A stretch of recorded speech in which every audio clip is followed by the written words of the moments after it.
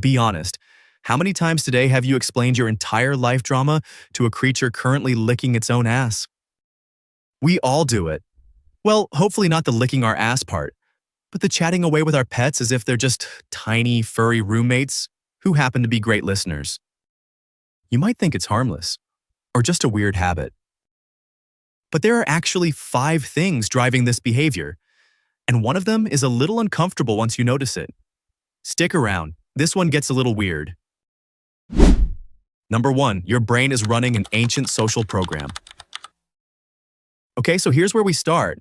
Your brain has a feature called the social cognition system. It's basically a radar for detecting minds, and it is extremely trigger-happy. This system evolved over hundreds of thousands of years to help you navigate other people. Who's friendly, who's a threat, who's lying to you, it's genuinely one of the most complex things your brain does.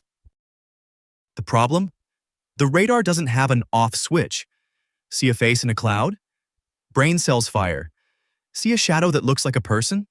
Brain cells fire. See your golden retriever tilt his head while you're venting about your coworker? Yeah, brain cells absolutely fire. Psychologists call this hyperactive agency detection. You're wired to assume there's a mind behind every behavior you see. It kept your ancestors alive. It also makes you explain your grocery list to a Labrador. Number 2, you're hardwired to see humans where there isn't any. There's a psychological concept called anthropomorphism. It means assigning human traits to things that aren't human. And I want to be clear, you're not doing this because you're naive or because you watch too many Pixar movies. You're doing it because your brain can't help itself. Humans are narrative creatures. We make sense of the world through stories. And a story needs characters. Characters need intentions, feelings, a personality. Your cat stares at you for 30 seconds and then walks away without blinking. Who knows why? But your brain converts it into something manageable. She's judging me. She's annoyed. She's processing a lot right now. Suddenly, the cat has an inner life. The staring has a reason. The world makes sense again. This anthropomorphism is actually stronger in people who feel socially isolated. The more you talk to your pet like they're a person, the more it may reflect a genuine need for connection. Which is kind of beautiful and a little relatable. Kind of. Hey, quick pause. If you're finding this interesting, hit subscribe and drop a like. Takes 2 seconds and it helps this channel keep going. And leave a comment. What do you actually say to your pet? Don't be shy. Number 3, your pet is genuinely making you feel better. Here's something that surprises a lot of people. Talking to your pet doesn't just feel good, it does something measurable. Studies on human-animal interaction consistently show that spending time with pets lowers cortisol, your main stress hormone. Heart rate slows, blood pressure drops, you feel calmer.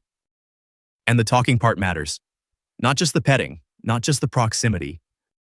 The act of putting your thoughts into words and directing them outward, even towards something currently eating its sock, gives you something called externalization.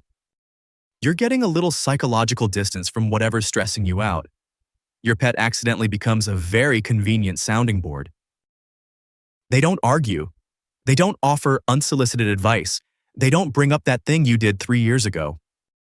They just exist, warmly and kind of stupidly right next to you. That's genuinely useful.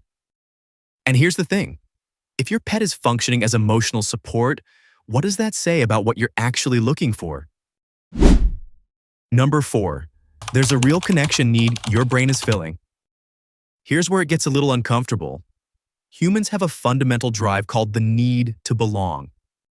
It's one of the most documented motivations in psychology. In fact, Abraham Maslow put it near the center of his hierarchy of needs.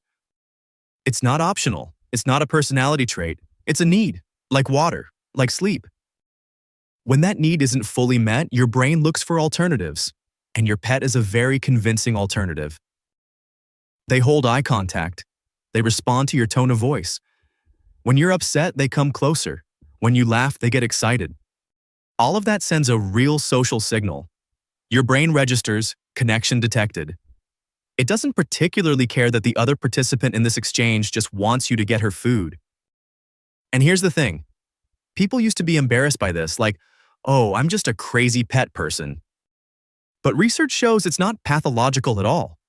People who are securely attached in their own human relationships often talk to their pets more.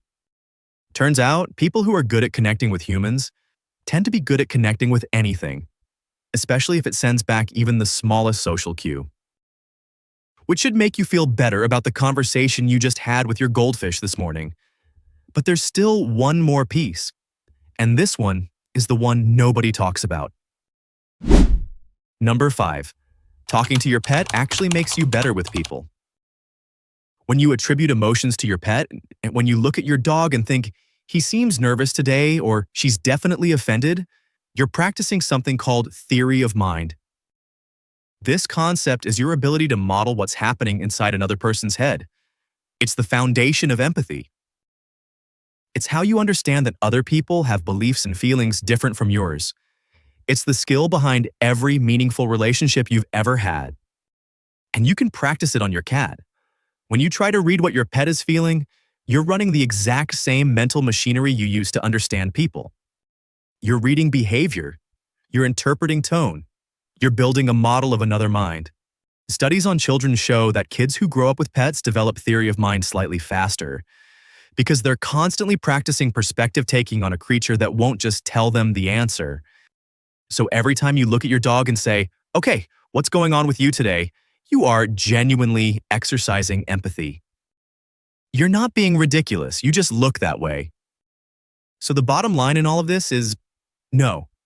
Your pet probably doesn't understand your detailed explanation of workplace politics, but they do understand you in a different way.